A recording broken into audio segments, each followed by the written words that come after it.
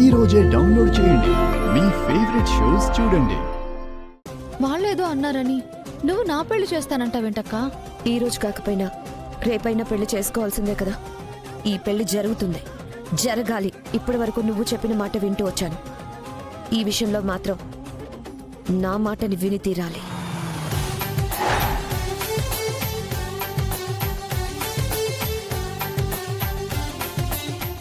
అమ్మాయిని పిలిపిస్తారా?